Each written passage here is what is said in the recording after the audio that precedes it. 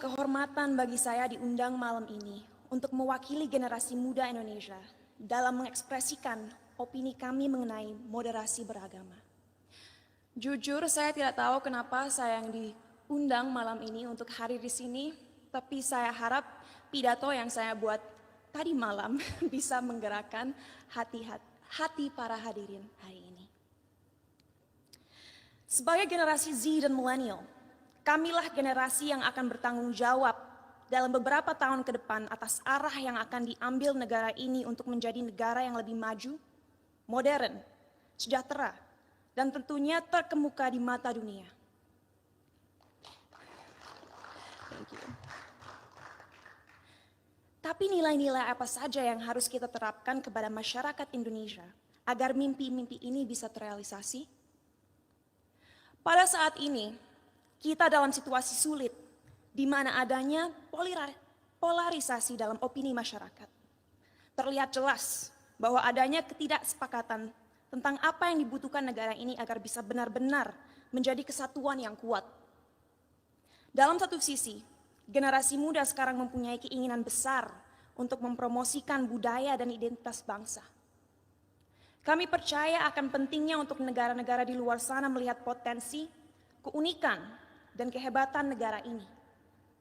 Tapi di sisi lain, sampai detik ini, kita semua masih sering berkelahi dan menjatuhkan satu sama lain hanya karena perbedaan ras, suku, dan terutama agama. Bagi saya pribadi, hal tersebut sungguh ironis.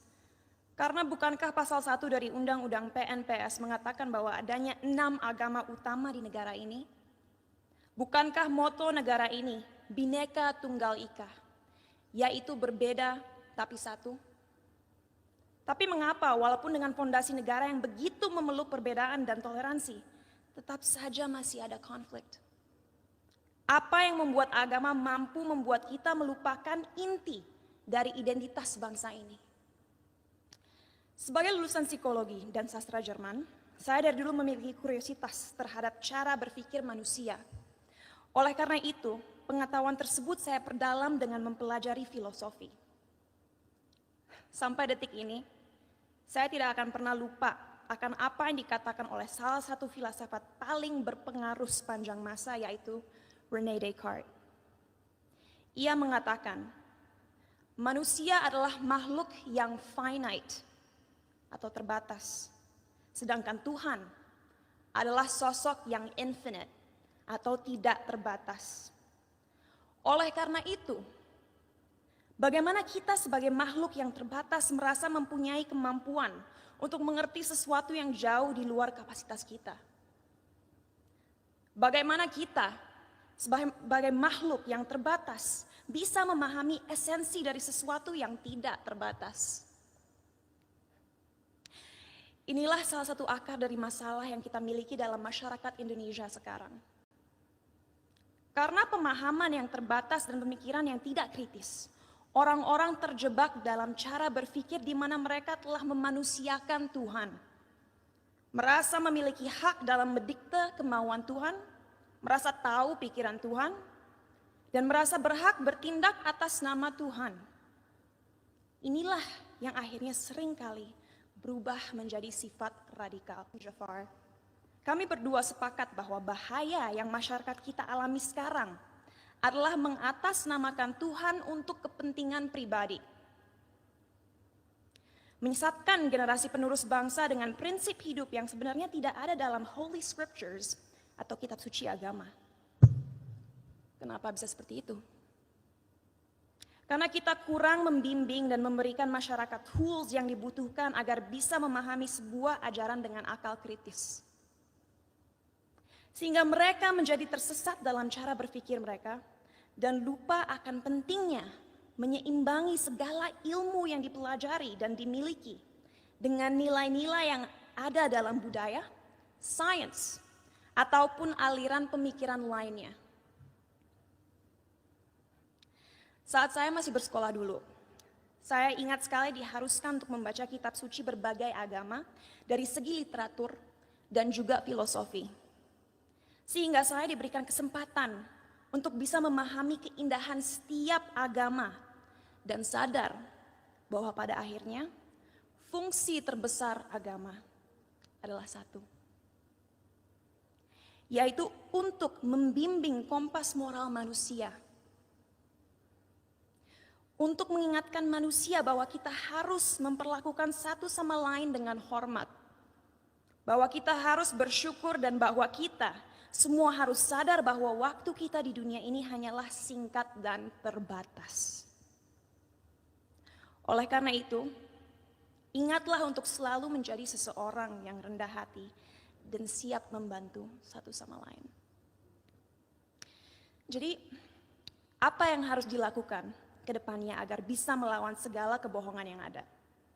Apa yang kita bisa lakukan untuk memberdayakan rakyat bangsa ini? Saya rasa jawabannya cukup jelas. Satu, penting sekali kita segera mengingatkan kembali saudara-saudara kita akan indahnya, kayanya, dan uniknya budaya-budaya yang kita miliki di negara ini. Sejak usia dini penting kita mengenalkan budaya negara ini tidak hanya di sekolah, tapi juga melalui media dan semua platform digital yang ada. Sebuah hal yang krusial untuk disadari bagi generasi muda akan relevannya budaya kita di dunia yang semakin modern.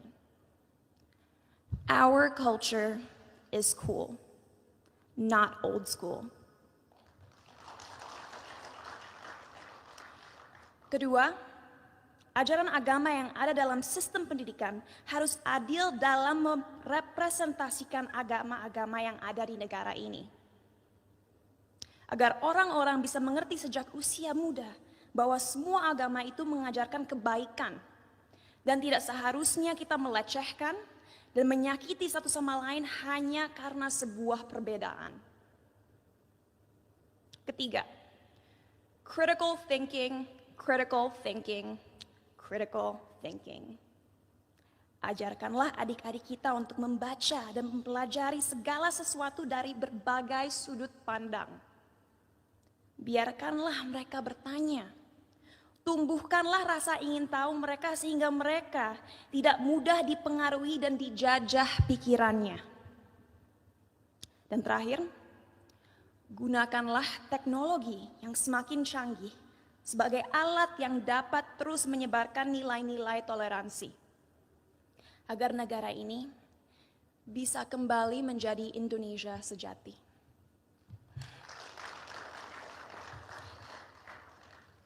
Sebagai penutup, saya ingin membacakan quote berikut. A people without knowledge of their past, origin, and culture is like a tree with no roots. Tanpa fondasi yang kuat, tidak akan ada bangsa yang bisa bertahan. Oleh karena itu, ayo kita bersama-sama menjelmakan lambang Garuda dimanapun kita berada. Mari kita taat dalam beragama agar menjadi manusia yang bermoral, tapi mari kita juga merangkul budaya Indonesia untuk membimbing identitas bangsa. Terima kasih, salam sejahtera bagi kita semua.